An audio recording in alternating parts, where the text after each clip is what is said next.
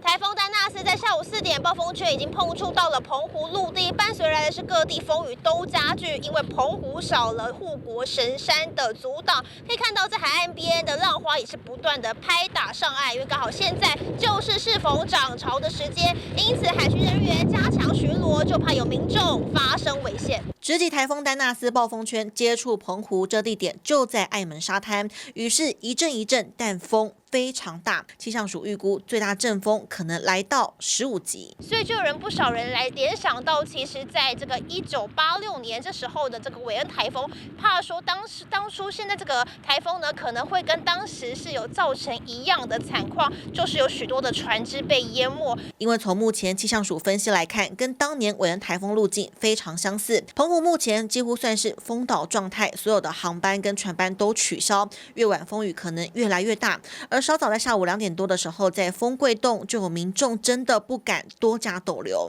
原本我们是因为我们昨天来，然后下雨，我们待4天，对啊，结果因为台风，所以整个行程都影响到，直接先回饭店了。